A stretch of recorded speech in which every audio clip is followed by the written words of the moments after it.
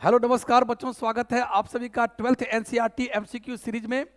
और इस सीरीज का 1 से लेकर 16 तक का जितना भी क्वेश्चन पूछा गया था वो सारा का सारा क्वेश्चन था sexual reproduction in flowering plant से।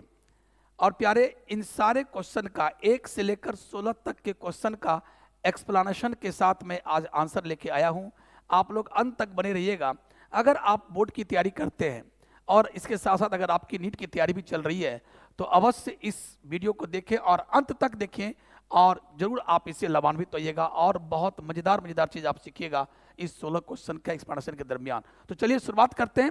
पहला क्वेश्चन, जैसा कि आप लोग आपके पास यूट्यूब पर, इंस्टाग्राम पर, हर जगह मेरा ये क्वेश्चन छाया हुआ है 12th एनसीईआरटी एमसीक्यू सीरीज का क्वेश्चन। आप जाके पुनः दोबारा क्वेश्चन दे सकते हैं। वैसे आज मैं क्वेश्चन को इस पर रिपीट भी कर दिया हूँ, लिख भी दिया हूँ विथ एक्सप्लेनेशन। आप जाकर के वीडियो को दोबारा रिपीट करके देखिएगा, सारा आंसर आपको दोबारा तिबारा सब सुन सकते हैं।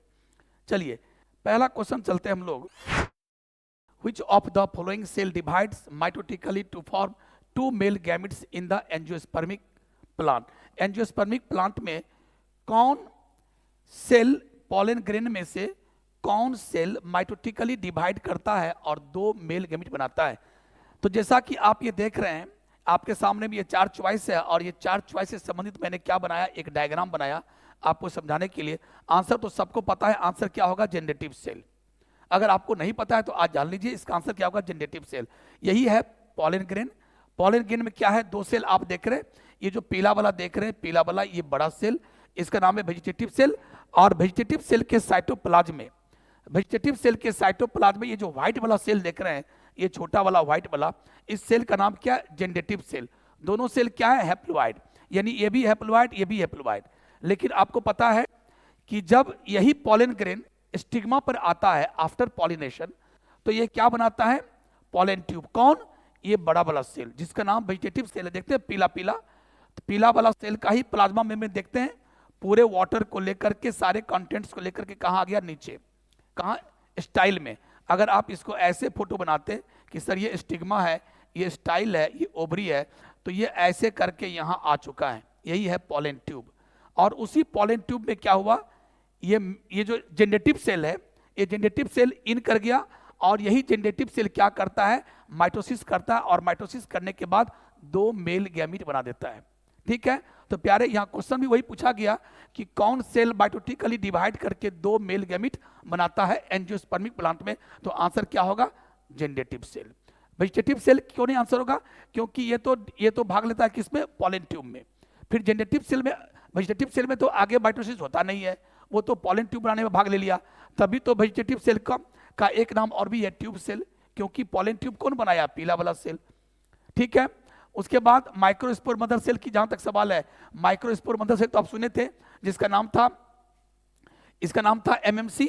और इसी एमएमसी में मियोसिस हुआ था, तो क्या बना था, 4 माइक्रोस्पोर, और ये चारों माइक्रोस्पोर सटा हुआ था जिसका नाम था माइक्रोस्पोर टेट्रार। और बाद में सारे माइक्रोस्पोर फ्री हो जाते हैं और यही सब माइक्रोस्पोर, एक एक माइक्रोस्पोर फिर डेवलपमेंट करके क्या बनाता है, पॉलन ग्रेन। कैसे, तो आप जानते थे कि जैसे मान लो ये एक माइक्रोस्पोर है, मान लो ये माइक्रोस्पोर का टेट्राड है, ये सब रिलीज हो गया तो बन गया माइक्रोस्पोर माइक्रोस्पोर माइक्रोस्पोर। सारे माइक्रोस्पोर क्या हैप्लोइड होते हैं, सारे माइक्रोस्पोर क्या होते हैं, हैप्लोइड होते हैं, एन एन एन। और इसी माइक्रोस्पोर में क्या होता है, असिमेट्रिकल माइटोटिक डिवीजन, जिसके कारण एक सेल बड़ा और एक सेल छोटा हो जाता है। तो प्यारे, एक सेल बड़ा और एक सेल छोटा, जो बड़ा सेल है उसी का नाम वेजिटेटिव और छोटा सेल उसी का नाम है जनरेटिव। और ये 2 सेल वाला आप क्या देख रहे हैं, ये पॉलन ग्रेन है। आखिर ये पॉलन ग्रेन बना कहां से, तो यही माइक्रोस्पोर से। अगर 300 माइक्रोस्पोर तो 300 पॉलन ग्रेन, 1000 माइक्रोस्पोर तो 1000 पॉलन ग्रेन, यानी माइक्रोस्पोर ही पॉलन ग्रेन बन जाता है। इसीलिए तो इस क्वेश्चन का आंसर क्या होगा बेटे, जेनरेटिव सेल होगा। क्या आंसर होगा, जेनरेटिव सेल। ठीक है, और एक चीज और बता देते हैं आप लोग को, जैसा कि आप जानते हैं ये जितना भी अभी चीज आप जो पढ़े, ये 60% ऑफ एंजियोस्पर्म की कहानी है। 40% एंजियोस्पर्म में क्या होता है कि ये पहले से ही, ऐसा नहीं कि पॉलन ट्यूब बना तब जाकर के जनरेटिव सेल अंदर गया और जनरेटिव सेल में माइटोसिस हुआ तो 2 मेल गैमीट बना। 40% में क्या होता है कि ये पॉलन ग्रेन जब एंथर के अंदर में ही रहता है, पॉलन ग्रेन जब एंथर के अंदर में ही रहता है, उसी वक्त इस पॉलन ग्रेन का जेनरेटिव सेल माइटोसिस करके 2 मेल गैमेट बना लेता है, और जब एंथर फटता है और पॉलन ग्रेन बाहर निकलता है तो वो 3 सेल वाला रहता है, 2 सेल वाला नहीं, वो 3 सेल वाला बन के निकलता है, यानी एक वेजिटेटिव सेल और उसके अंदर में 2 मेल गैमेट। लेकिन अभी आप क्या देख रहे हैं, 2 सेल वाला पॉलन ग्रेन ये 3 सेल वाला पॉलन ग्रेन बन गया। कौन? तो ये हो गया पीला वाला हो गया वेजिटेटिव सेल, और उसके अंदर में 2 जेनरेटिव सेल। ये 2 से 3 सेल होने में कितना समय लगा? समय की छोड़िए, ये कब हुआ? आफ्टर पॉलिनेशन, स्टिग्मा पर गिरने के बाद। तो ये सब समझिएगा, इसीलिए अल्टीमेटली इस क्वेश्चन का आंसर होगा जेनरेटिव सेल। जेनरेटिव सेल ही माइटोसिस करके 2 मेल गैमेट बनाते हैं। चलिए, तो अब चलते हैं हम सेकंड क्वेश्चन की तरफ। और देखिए, ये जो क्वेश्चन है पहला क्वेश्चन का ही जवाब है, आप लोग अपना इत्मीनान से घर पर पढ़िएगा। चलते हैं सेकंड क्वेश्चन कि क्वेश्चन था which of the following is not the part of microsporangium. Microsporangium का इसमें से कौन पार्ट नहीं है? तो प्यारे, जैसा कि इसमें देखिए, पहला एपिडर्मिस वो तो पार्ट है ही, एंडोथेसियम भी पार्ट है, टेप्टम भी पार्ट है, माइक्रोपाइल नहीं है। भाई आप जैसा कि देखिए, यही है, ये किसका फोटो बनाया? एंथर के टीएस का। एंथर के टीएस का। एंथर में कितने होते हैं? जनरली 2 लोब होते हैं। ये हुआ 1 लोब और ये हुआ 1 लोब, ठीक है। दोनों लोब आपस में कनेक्टेड होते हैं और इसका नाम है कनेक्टिव्स। कनेक्टिव्स के कारण ये लोब और ये लोब सटे होते हैं। अब चलो इस लोब की बात करता हूं। हर लोब में कितने माइक्रोस्पोरेंजियम? 2 माइक्रोस्पोरेंजियम। देख रहे हो, ये जो पीला पीला बनाए हैं ये माइक्रोस्पोरेंजियम है, चैम्बर है। और इस चैम्बर के चारों तरफ जो वॉल है, वो दीवार है, उस दीवार में 4 लेयर है। चाहे इस माइक्रोस्पोरेंजियम के चारों तरफ की बात करो या इस माइक्रोस्पोरेंजियम के चारों तरफ की बात करो या इसका, हम एक कॉर्नर पर डिटेल बना दिए हैं। जैसा कि आपको मैंने अपने नॉर्मल क्लास में ही पढ़ाया था, आप जाकर के उसका भी वीडियो देख सकते हैं, या फिर आप अपने एनसीईआरटी को पलटिए, वहां भी देखिए, किसी एक कॉर्नर का चित्र बनाया गया होगा, फोटो बनाया गया होगा, और वहां पर दिखाया गया कि माइक्रोस्पोरेंजियम के दीवार में जो 4 लेयर है, उस 4 लेयर का चर्चा किया गया। देखिए, बाहर से क्या है? सबसे बाहर एपिडर्मिस, उसके बाद कौन है? एंडोथेसियम, उसके बाद कौन है? ये रेड वाला मिडिल लेयर, और जो ब्लू कलर का दिखाई पड़ रहा है वो टेप्टम है। लेकिन जरा गौर कीजिए इस सवाल में, तो ये भी मेंशन किया गया सबसे आउटर मोस्ट लेयर, ये भी मेंशन है सेकेंड लेयर, और ये सबसे इनर मोस्ट लेयर है। लेकिन कहीं से भी माइक्रोपाइल क्या किसी लेयर का नाम है वहां पर? तो सर, ये माइक्रोपाइल किसी भी एंगल से ये माइक्रोपाइल वहां पर लेयर का नाम नहीं है, इसलिए आंसर यही होगा। This is not the part of microsporangium, rather this is the part of ovule. जब आप लोग को ओब्यूल पढ़ा रहे थे, जब ओब्यूल आपको हम पढ़ाए थे, तो ओब्यूल में आप ये देखे होंगे, देखिए यहां पर ये यही ओब्यूल है, और ओब्यूल में गौर कर रहे हैं, ये जो व्हाइट कलर का जो आप देख रहे हैं 2 लेयर में, ये हुआ इनर इंटेगुमेंट, ये हुआ आउटर इंटेगुमेंट। और 2 इंटेगुमेंट, जहां पर इंटेगुमेंट नहीं है, जहां पर इंटेगुमेंट नहीं है, उस इंटेगुमेंट का क्या बन गया? जहां पर इंटेगुमेंट नहीं है वही उसी को क्या बोलते हैं? माइक्रोपाइल। जहां पर इंटेगुमेंट नहीं है वहां क्या बन गया? माइक्रोपाइल, इसी को बोलते हैं माइक्रोपाइल। इसे क्या कहते हैं? चला जा, सब तो आपको याद ही है। यहां पर सिर्फ इतना ही जानना है कि इसका आंसर इंटेगुमेंट नहीं, सॉरी, इसका आंसर इंटेगुमेंट, इसका आंसर क्या होगा? माइक्रोपाइल। ओके, चलिए अगला क्वेश्चन चलता हूं। तीसरा, filiform apparatus is present on. Filiform apparatus present on कहां होगा भाई? सिनर्जिड।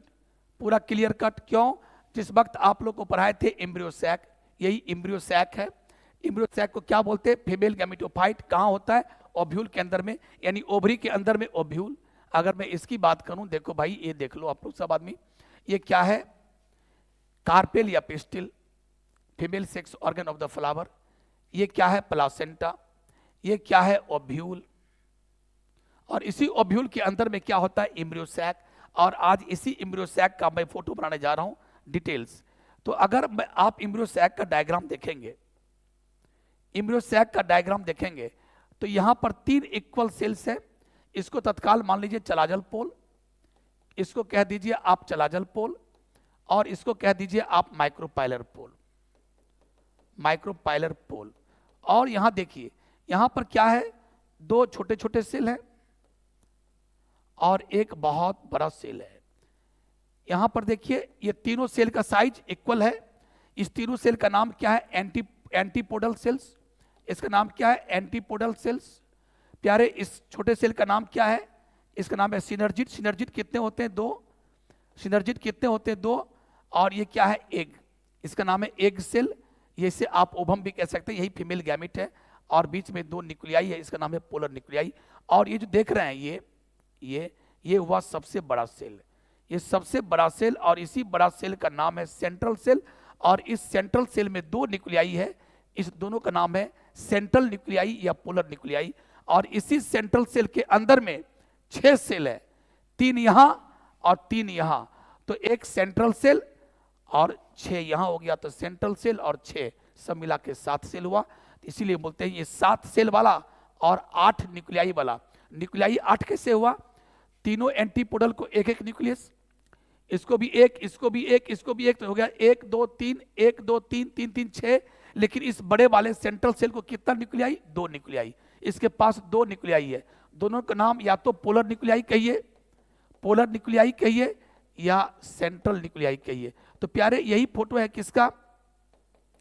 यह है एम्ब्रियो सैक का फोटो। लेकिन मेरा कहना है कि ये जो आप क्वेश्चन पूछ रहे हैं फिलिफॉर्म एपेटस, वो है क्या? तो ये जो आप देख रहे हैं सिनर्जिड सेल, सिनर्जिड सेल का जो सेल वॉल होता है, सिनर्जिड सेल का जो सेल वॉल होता है, उस सेल वॉल में कहीं कहीं फिंगर लाइक थिकनिंग हो जाता है। फिंगर लाइक थिकनिंग, ऐसे करके फिंगर लाइक थिकनिंग हो जाता है। और इसी फिंगर लाइक स्ट्रक्चर को हम लोग क्या कहते हैं? फिलिफॉर्म एपेटस। और ये फिलिफॉर्म एपेटस क्या करता है? एक केमिकल को सिक्रीट करता है। और उस केमिकल के कारण क्या होता है? इस केमिकल के कारण जो पॉलन ट्यूब यहां से चलता है, उस पॉलन ट्यूब को ये गाइड करता है कि आपको यहां आना है, क्योंकि दुल्हन यहां बैठी है।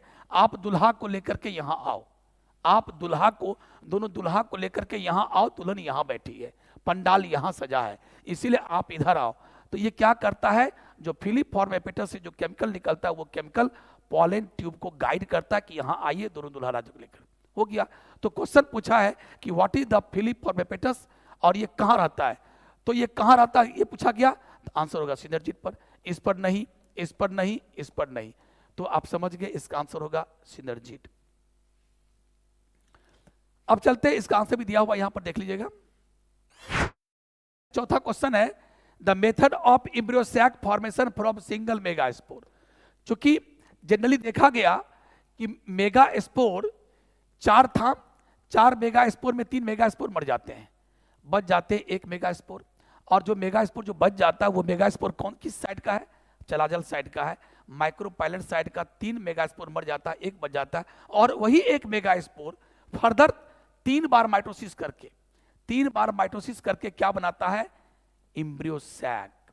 एम्ब्रियो सैक बनाता है।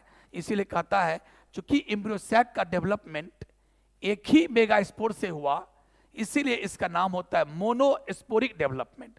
अगर 2 से होता तो नाम होता बायोस्पोरिक। ऐसा भी कहीं कहीं पाया जाता है। लेकिन जो जनरल कॉन्सेप्ट है, जो जनरल जो कॉमन बात है, वो क्या होता है? एक ही मेगा स्पोर से एम्ब्रियो सैक का डेवलपमेंट होता है। इसीलिए इसको हम लोग बोलते हैं monosporic development, not monocarpellary. No, monocarpellary, mono embryonic नहीं होगा, बायोस्पोरिक भी नहीं होगा। आंसर क्या होगा? Monosporic development. मोनो मीन्स एक, यानी एक ही मेगा स्पोर से पूरा का पूरा एम्ब्रियो सैक का निर्माण हुआ, जिस एम्ब्रियो सैक को आप लोग क्या कहते हो? Female gametophyte. और ये फीमेल गैमेटोफाइट क्या है?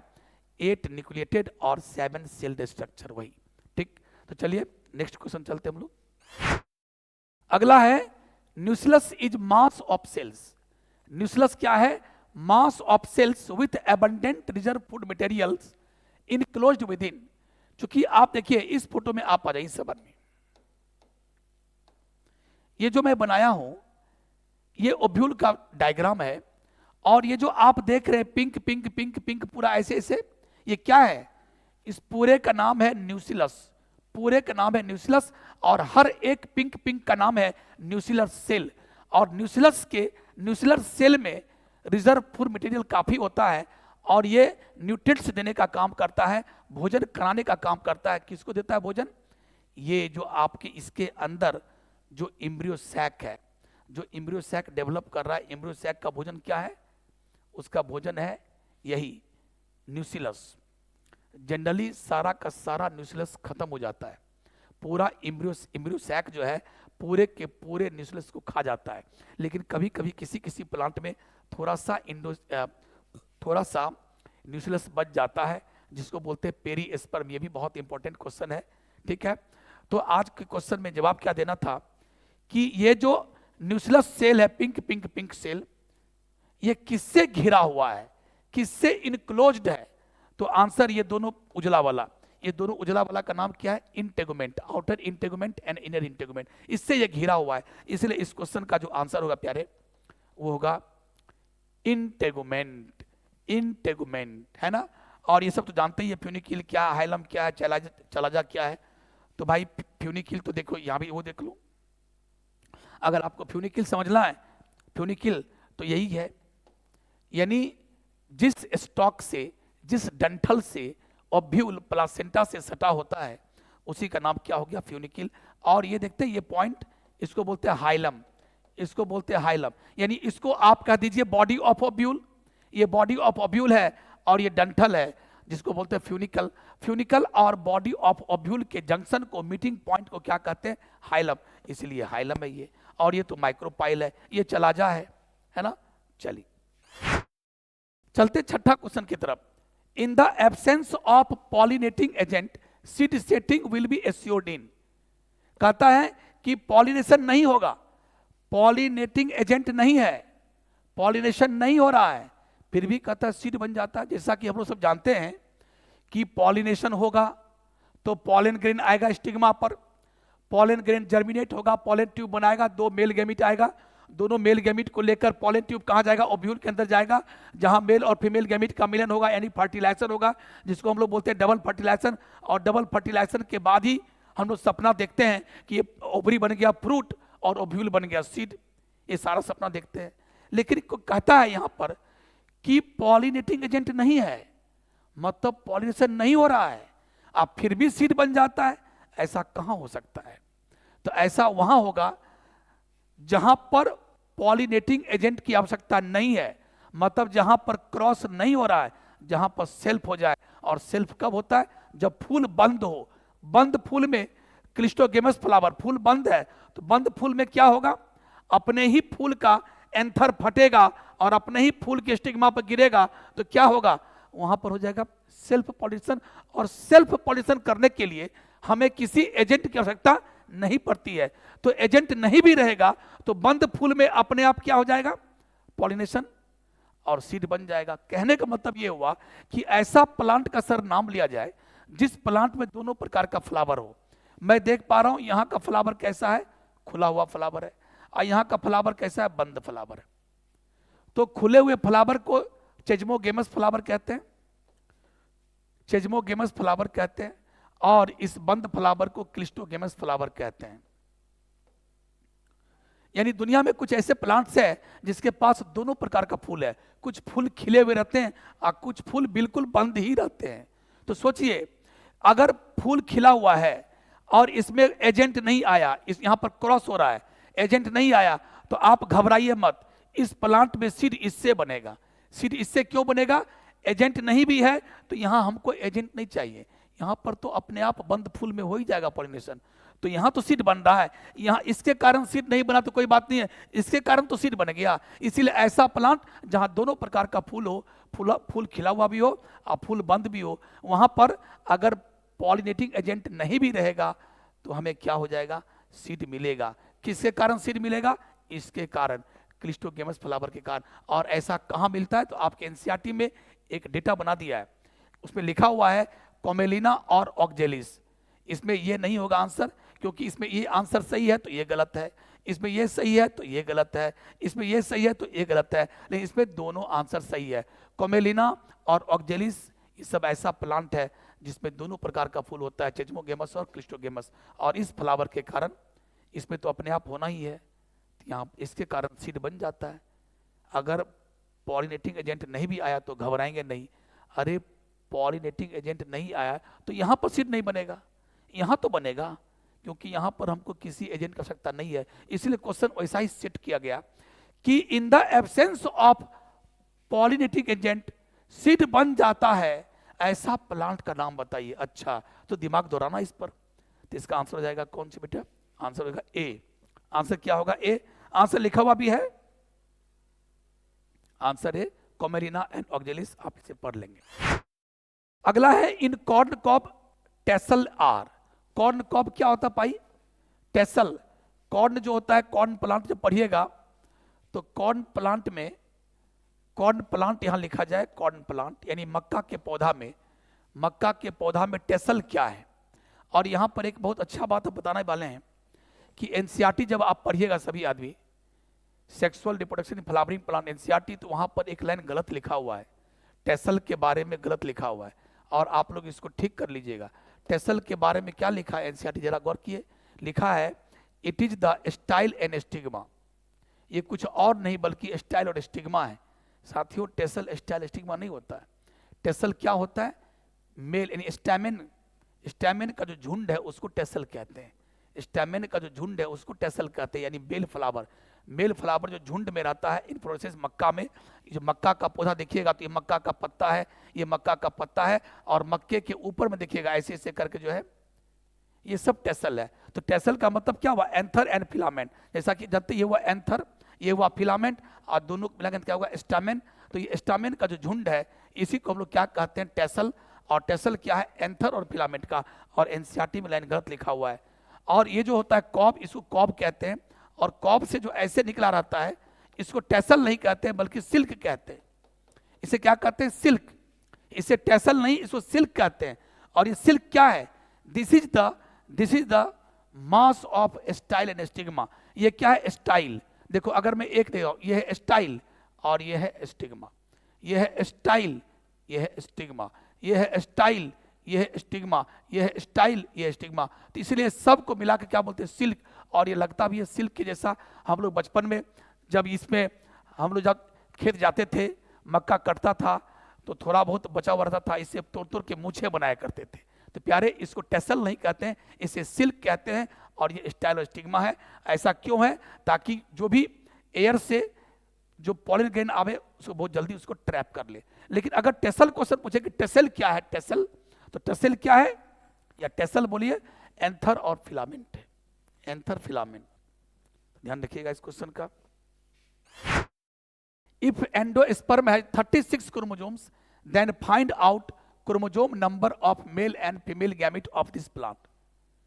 यानी एक प्लांट है, उस प्लांट के एंडोस्पर्म में 36 क्रोमोसोम है, तो इस प्लांट के मेल गैमेट और फीमेल गैमेट में कितने कितने क्रोमोसोम है। बड़ा इजी है, क्योंकि हम लोग जानते हैं कि एंडोस्पर्म क्या होता है। एंडोस्पर्म की पोलैरिटी कितनी होती है, 3n। और ये 3n कहां से बनता है, आप लोग याद होगा जब डबल फर्टिलाइजेशन होता है, जब डबल फर्टिलाइजेशन होता है एम्ब्रियो सैक में, तो दो पोलर न्यूक्लियाई और एक मेल गैमेट, ये दोनों सटता है तो क्या बन गया, n n n यानी 3n। इसका नाम होता है PEN, PEN, primary endosperm nucleus. और इस सेल का नाम हो जाता है क्या, प्राइमरी एंडोस्पर्म सेल। तो प्यारे इसका नाम है 3n। और यही प्राइमरी एंडोस्पर्म सेल जब एक सेल का है तो नाम है PEC, जब एक सेल का नाम है तो PEC। और सोचिए इस PEC का न्यूक्लियस कैसा है, ट्रिप्लोइड। और इसी में जब माइटोसिस हो जाता है, मल्टीसेलुलर बन जाता है, तो नाम हो गया एंडोस्पर्म।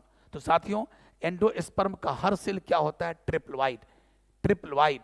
इसका मतलब है कि 3n का मान क्या दिया, 36। यानी एंडोस्पर्म में लिखा है कि 36 क्रोमोसोम, एंडोस्पर्म के हर सेल में 36 क्रोमोसोम है। तो इसका मतलब n का मान कितना हुआ, 12। तो अगर n का मान निकल गया तब तो काम बन गया, क्योंकि मेल गैमिट हो या फीमेल गैमिट, कोई भी गैमिट हो दुनिया में, कोई भी गैमिट हो, मेल गैमिट हो फीमेल गैमिट हो, gametes are always haploid, gametes are always haploid. यानी वो n होता है, n का मतलब क्या होता है, सिंगल सेट क्रोमोसोम। तो n गैमिट्स आर n मतलब हैप्लोइड। इसका मतलब मेल गैमिट में भी 12, चूंकि n का मान 12 निकल चुका है, n का मान 12 आ गया। और मेल गैमिट क्या होगा, n, फीमेल गैमिट क्या होगा, n। इसका मतलब 12 और 12, आंसर क्या होगा, 12 और 12। हमने देखा था इस क्वेश्चन के जवाब में बहुत सारे आदमी गलत आंसर लिखे थे। तो प्यारे आज इसको आप इंप्रूव कर लीजिए, इसमें आंसर क्या होगा, 12 और 12। 3n बराबर 36, चूंकि एंडोस्पर्म है, n बराबर 12, तो 12 12 आंसर होगा। इन एन एंजियोस्पर्म, ये भी एक जबरदस्त क्वेश्चन है, मजेदार क्वेश्चन है। उसमें तो इसमें भी बहुत आदमी सही किए हैं, नो डाउट सही किए हैं बहुत आदमी, कुछ आदमी गलत भी किए हैं। देखिए, in an angiosperm male plant is diploid and female plant is tetraploid, then endosperm will be. अब इसको सोचिए कि अगर ये जो आप सोचे, जो आप जो एम्ब्रियो सैक बनाते हैं फोटो, कि आप बोले कि सर एम्ब्रियो सैक में ये एंटीपोडल सेल्स सब एन एन एन, आप बोलते हो ये क्या सिनर्जिड एन सब है, ये भी एन और ये भी एन, ये भी एन। ये एन एन कब हुआ? अब जो जो जो मेल गैमीट आ रहा है, पोलन ट्यूब में जो मेल गैमीट आ रहा है वो भी एन, वो भी एन। ये एन एन वाली बात कब हुई? जब हमारा प्लांट क्या है, डिप्लॉइड। जब हमारा प्लांट क्या है, क्योंकि हम लोग ये मान के चलते कि हमारा लगभग जितना प्लांट है सभी क्या डिप्लॉइड है, एक दो को छोड़कर। तो प्यारे, जब डिप्लॉइड प्लांट था तो उसमें मैंने देखा कि मेल गैमीट एन हुआ, ये सभी एन एन था। अब गौर कीजिए, अब कहता है कि इन एन एंजियोस्पर्म मेल प्लांट क्या है, डिप्लॉइड। मेल प्लांट क्या है, डिप्लॉइड 2n, यानी मेल पार्ट डिप्लॉइड है। तो मेल पार्ट डिप्लॉइड है, तो चलो भैया मेल पार्ट में क्या बनेगा, gamete. Gamete are always haploid, तो मेल पार्ट अगर डिप्लॉइड है तो मेल पार्ट में जो गैमिट बनेगा वो तो n ही होगा, 2n का आधा n, तो चलो भैया तो मेल गैमिट n है। अब कहता है फीमेल पार्ट क्या है, टेट्राप्लॉइड। फीमेल पार्ट क्या है, टेट्राप्लॉइड। तो फीमेल पार्ट से क्या बना है, ये तो टेट्राप्लॉइड है। अगर डिप्लॉइड था तो n n n बना सब हाफ, अगर 4n है तो इसका मतलब 2n 2n 2n 2n 2n 2n 2n 2n। अगर 4 है, चूंकि हम लोग जो भी बनाते थे ये 2n मान के बोलते थे कि हमारा फीमेल प्लांट क्या है 2n, तो 2n का था nn, तो सब n n n था। लेकिन आज आपने क्या रख दिया, एक शर्त कि फीमेल प्लांट कैसा है, 4n है, तो 4n का आधा कितना होगा, 2n 2n 2n। क्योंकि वहां पर म्यूसिस के कारण हुआ था, याद है ना, म्यूसिस हुआ था और म्यूसिस के कारण क्या होता, फिर माइटोसिस हुआ था। इसका मतलब 4n का आधा 2n हुआ होगा, बाद में इसी से माइटोसिस बना होगा, 3 बार माइटोसिस हुआ होगा, सब 2n 2n हो गया। तो माय डियर, यहाँ पर 2n, यहाँ पर 2n, और इधर जो आ रहा है ये कैसा है, n और n। तो कहता है कि बोलिए कि एंडोस्पर्म तब क्या होगा, और एंडोस्पर्म कैसे बनता है आपको जानते हैं कि ट्रिपल फ्यूजन से। ट्रिपल फ्यूजन क्या होता है, तो ये 2n, ये दोनों है पोलर न्यूक्लियाई, और एक मेल गैमिट, और मेल गैमिट n है। तो 2n और n, दो पोलर न्यूक्लियाई, 2 2 4 और एक मेल, तो 5, इसीलिए हो गया 5। इसका होगा पेंटाप्लॉइड। बस काम समाप्त कीजिए, और क्या, पेंटाप्लॉइड हो गया। चलिए, इसका आंसर भी दिया हुआ है पूरा, एक पूरे शुरुआती से सोचिएगा, तब जाकर के क्वेश्चन अच्छा से बनेगा, है ना, और समझ में आएगा कि फीमेल प्लांट क्या है, 4n था। शुरू से सोचिएगा, वहाँ म्यूसिस हुआ था, तो 4 मेगा स्पोर बना, तो 4n का आधा 2n, सारे मेगा स्पोर में 2n था, 3 मर गई, जो एक बची वो भी 2n है। और वही मेगा स्पोर में क्या होता है, 3 बार माइटोसिस, एक बार माइटोसिस होगा 2 बनेगा, तो 2n, फिर दूसरे बार होगा तो 4 बनेगा, 2n, फिर तीसरे बार माइटोसिस होगा 2n,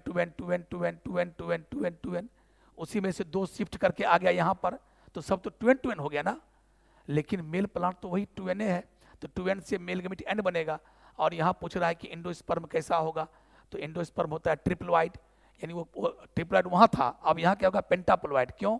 क्योंकि यहाँ पर 2 पोलर न्यूक्लियाई 2n और एक मेल n, तो 2 2 4 और एक n 5, याद रखिएगा। अगला, in a typical angiosperm embryo sac at maturity is. Embryo sac कहता है कि एक टिपिकल एंजियोस्पर्म में एम्ब्रियो सैक जब मैच्योरिटी में पहुंचता है तो उसके पास क्या क्या होता है, तो ये तो हम बता ही दिए थे, 7 सेल होता है और 8 न्यूक्लियाई। 7 सेल कौन कौन होता है, 3 एंटीपोडल, 2 सिनर्जिड, एक एग और एक सेंट्रल सेल। और न्यूक्लियाई सबके पास एक एक न्यूक्लियाई और सेंट्रल सेल के पास 2, तो 8 न्यूक्लियाई। ये तो सबसे इजी सवाल था, इसलिए इसका आंसर होगा 8 nucleated 7 sailed. 8 nucleated and 7 sailed answer. चलिए, which of the following structure facilitate the entry of oxygen and water into the seed during germination?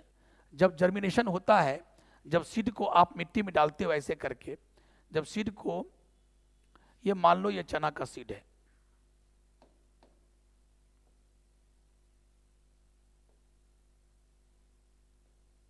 ये चना का सीड है, और चना के सीड में गौर करना, देखना ऐसे ऐसे करके, जब चना का सीड फूल जाए पानी में, काफी स्वेल हो जाए पानी में, तब जाके देखना गौर से चने को नजदीक ला करके कुछ ऐसा नजर आएगा।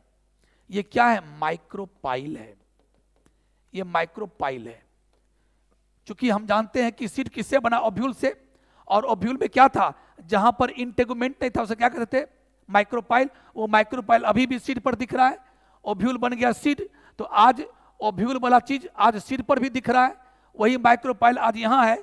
और जब इस सीड को पानी में डालते हो, मिट्टी में डालते हो, तो मिट्टी से या पानी में डालते हो तो ये पानी सोखता कैसे है? पानी और ऑक्सीजन को इसी माइक्रोपाइल से होकर ये अंदर ले जाता है, पानी को, ऑक्सीजन को। तो प्यारे, वही बोलता है इसका आंसर क्या होगा? तो माइक्रोपाइल। किस स्ट्रक्चर ऑक्सीजन के एंट्री को और पानी के एंट्री को आसान बनाता है? तो इसका ड्यूरिंग जर्मिनेशन, तो आंसर होगा माइक्रोपाइल, इसी से होकर अंदर जाता है। आगे चलते हैं 12वां क्वेश्चन की तरफ। Which of the following event is not related to the pollen pistil interaction? pollen pistil interaction क्या है? तो ये देखिए, ये क्या हो गया? ये पिस्टिल। ये क्या हो गया? ये यहाँ क्या है? ओव्यूल। ओव्यूल के अंदर क्या है? एम्ब्रियोसैक।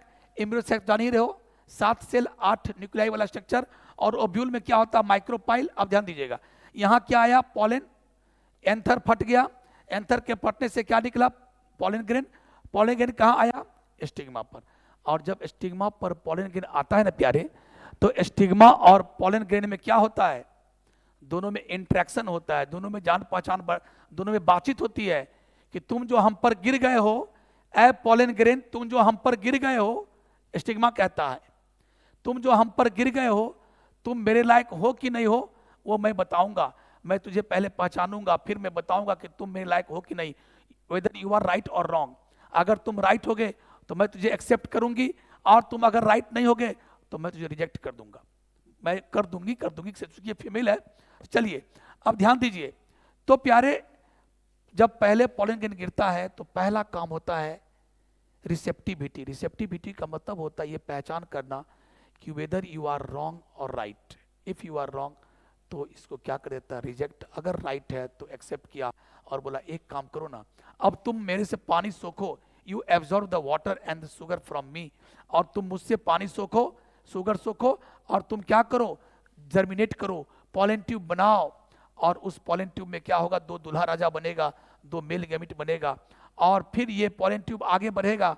ये ऐसे पॉलन ट्यूब का ग्रोथ होता है और आगे बढ़ेगा, और ये पॉलन और ये पॉलन ट्यूब दोनों दूल्हा राजा को लेकर कहाँ जाएगा? ओव्यूल में एंट्री मार देगा।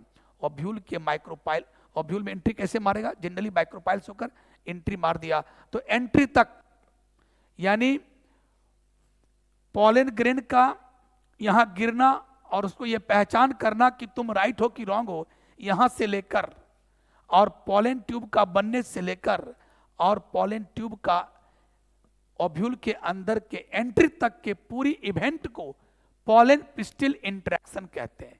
ये केमिकल पर आधारित होता है, एक डायलॉग बाजी हो रहा है, दोनों के बीच में डायलॉग बाजी हो रहा है कि ए पॉलन ग्रेन, तुम जो गिरे हो, मैं तुझे पहले पहचानूंगी, तुम राइट हो कि रॉन्ग है। तुम राइट हो गए तभी तुमको मैं एक्सेप्ट करूंगी, वरना रिजेक्ट। रिजेक्ट किए तो कोई बात ही नहीं है, अगर एक्सेप्ट किए तब तुम पॉलन ट्यूब बनाओ, और पॉलन ट्यूब बना करके तब तुम एंट्री मारो। तो यहाँ एंट्री तक, यहाँ गिरने से लेकर, पॉलन ट्यूब का गिरने से लेकर और पॉलन ट्यूब का एंट्री तक क्या कहते हैं? पूरी इवेंट को पॉलन पिस्टिल इंटरेक्शन कहते हैं। ओके, तो प्यारे कहता है कि which of the following event is not related to pollen pistil interaction? तो पहला रिकॉग्निशन ऑफ कॉम्पैटिबल। कॉम्पैटिबल माने लायक, तुम मेरे लायक हो कि नहीं है। कॉम्पैटिबल पोलन को पहचान करना ये आता है, it is the part of pollen pistil interaction. Germination of pollen tube, yes pollen tube का बनना, ये भी है। Fusion of male gamete female gamete, नहीं ये तो बात की बात है, ये तो बात की बात है, ये तो आया डबल फर्टिलाइजेशन की बात हो गया, ये तो नहीं।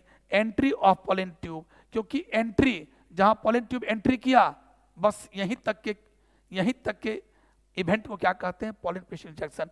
अब इसके बाद की बात मत करो, क्योंकि पोलन ट्यूब जब एंट्री कर गया तब दोनों दूल्हा राजा अंदर जाएगा, दोनों मेलगेट अंदर जाएगा, तब जाके मिलेगा। इसलिए ये जो बात ये है, ये पोलन पिस्टिल इंटरेक्शन के बाद का फिनोमिनन है, उसके अंतर्गत ये नहीं आता है। इसलिए आंसर क्या होगा, सी।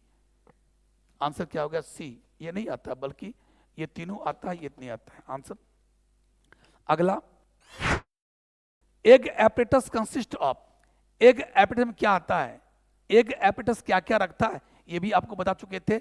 ये जो आप बनाते हो एम्ब्रियो सैक, ये क्या है, सिनर्जिड, ये क्या है सिनर्जिड, ये क्या है एग, ये क्या है एंटीपोडल सेल्स, ये पोलर न्यूक्लियाई। प्यारे, ये जो आप देखते हो माइक्रोपाइलर एंड पर दो सिनर्जिड और एक एग, ये तीनों को मिलाकर हम लोग क्या कहते हैं, एग एपरेटस। तीनों को मिलाकर क्या बोलते हैं, एग एपरेटस। कंफ्यूज मत कीजिए, एक होता है फिलीफॉर्म एपरेटस, वो तो मैंने बोला था कि सिनर्जिड के ऊपर जो सेल वॉल होते हैं वो थिकनिंग हो जाता है, फिंगर लाइक प्रोजेक्ट करता है, उसका नाम था फिलीफॉर्म एपरेटस। मैं यहाँ पूछ रहा हूँ एग एपरेटस, इसमें क्या आता है, एक एग जिसको आप बोलते हो ओवम भी कह सकते हो फीमेल गैमिट, और दो सिनर्जिड, एक एग दो सिनर्जिड, एक एग दो सिनर्जिड, तीनों को मिला के बोलते हैं एग एपरेटस। इसलिए आंसर क्या होगा, 2 सिनर्जिड एक egg cell, 2 synergid 1 egg cell, यही इसका आंसर होगा। आंसर।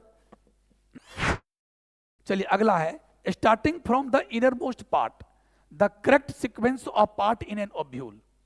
ओव्यूल, जो ओव्यूल का फोटो देखिए, ये हो गया एम्ब्रियो सैक, ये हो गया सिनर्जिड, ये हो गया क्या, ये एग, ये हो गया पोलर न्यूक्लियाई, और ये जो मैं अभी बनाया हूं ये क्या है, न्यूसिलस, एम्ब्रियो सैक का खाना।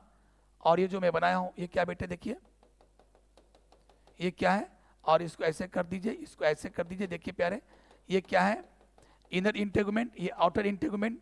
तो कहता है कि इसको अंदर से बाहर की तरफ सजाइए।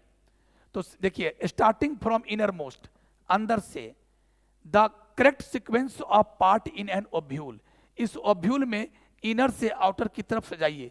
कौन है, जैसे मान लो सबसे अंदर क्या होना चाहिए, एग, और एग के बाद एम्ब्रियो सैक, तब न्यूसिलस, तब इंटेगुमेंट। आंसर आपका मिल गया। और सब देखिए कहीं न कहीं उल्टा पुल्टा है। पहले क्या होगा, एग, देखो पहले एग के बाद कौन सी, एम्ब्रियो सैक, ये हुआ एग, और एग के बाद इस पूरे का नाम क्या है, एम्ब्रियो सैक। उसके बाद देखो न्यूसिलस, ये बूंदा बूंदी जो सेल है, ये सारा सेल है बेटे, ये सेल है न्यूसिलर सेल, जिसमें भोजन जमा रहता है, इसका नाम है न्यूसिलस। उसके बाद देखिए इंटेगुमेंट्स, ये जितना मैंने ऐसे ऐसे करके बनाया है, ये इनर इंटेगुमेंट और ये क्या है, आउटर इंटेगुमेंट।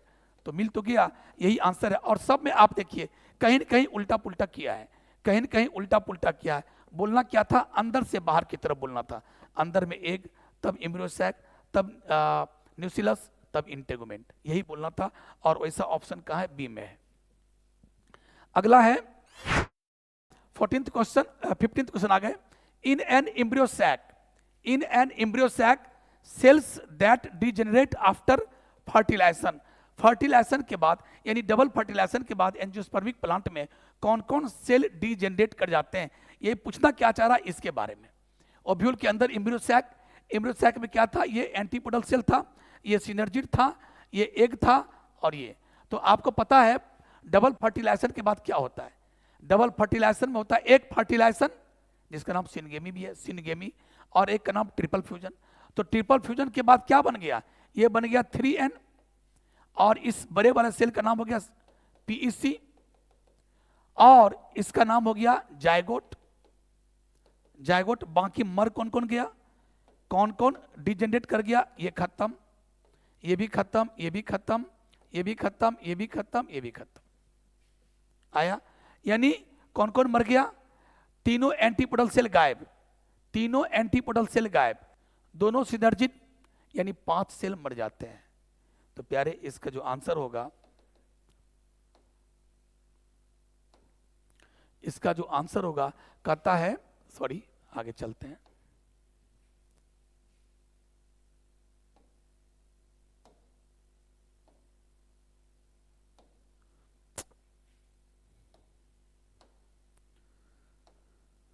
चलिए ये उसमें कुछ टेक्निकल फॉल्ट आ गया इसमें, इसीलिए मैं इसको क्वेश्चन आगे बढ़ाता हूँ। इसका आंसर क्या होगा, करेक्ट आंसर क्या होगा? चलिए 16वां क्वेश्चन की तरफ चलते हैं।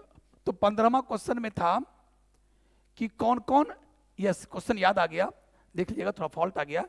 तो 15वां क्वेश्चन में था कौन कौन डीजेनरेट कर जाते हैं, क्वेश्चन मुझे याद ही है।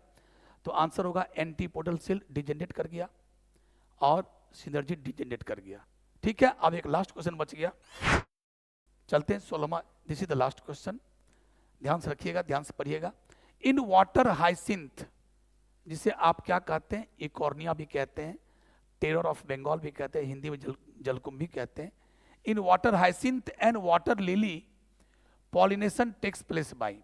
एक्चुअली ये दोनों प्लांट नो डाउट कि पानी में पाए जाते हैं, बट दोनों का फूल क्या होता है, पानी के सरफेस से, मान लो ये पोखर है और पोखर में ये पानी है, तो दोनों का फूल क्या है, ऐसे करके इमर्ज रहता है। देखो यही फूल है, फूल पानी के सरफेस, पानी का जो वाटर का जो सरफेस है उससे काफी इमर्ज रहता है बाहर की तरफ। तो स्वाभाविक है पानी के करंट के साथ कभी भी पॉलन ग्रेन इसके स्टिग्मा पर आएगा नहीं। तो जिसका फूल, कोई जरूरी कि नहीं है कि पानी में पाए जाने वाले पौधों में पॉलिनेशन पानी से ही हो। जिसका फूल, पानी में पाए जाने वाले ऐसे पौधे, जिस पौधे का फूल अगर पानी से बाहर इमर्ज कर गया हो, वाटर के सरफेस से इमर्ज कर गया हो, बाहर निकल गया हो, ऐसे प्लांट में पॉलिनेशन जो है वाटर से नहीं होगा, बल्कि किससे होगा, या तो एयर से होगा या इंसेक्ट से होगा या दोनों से होगा, यही होगा। तो एयर या इंसेक्ट होगा, इसीलिए दोनों का फूल जो है बाहर इमर्ज कर जाता है। इसीलिए आंसर क्या होगा, इंसेक्ट एंड विंड होगा। और इस प्रकार से इन सारे क्वेश्चन का जवाब, 1 से लेकर 16 क्वेश्चन का जवाब मैंने बखूबी दिया। मैंने अपनी कोशिश की, आप तक मैं अपना मैसेज डालने का, मैं अपने कॉन्सेप्ट को आपके तक पहुंचाने का कोशिश किया। और इसी के साथ आज का क्लास ये समाप्त होता है। और प्यारे, जो अगला क्वेश्चन है ह्यूमन रिप्रोडक्शन का जो मैं क्वेश्चन डाल रहा हूँ 12th NCERT MCQ सीरीज में, अब तक आई थिंक 29वां या 30वां क्वेश्चन मैं अपलोड कर दिया हूँ। और उसका भी जो 15 क्वेश्चन जब हो जाए, 15 से 16 क्वेश्चन, तो सारे क्वेश्चन का जवाब लेकर मैं 2-3 दिन के बाद मैं जस्ट एक वीडियो बना करके आ रहा हूँ। तब तक के लिए थैंक यू।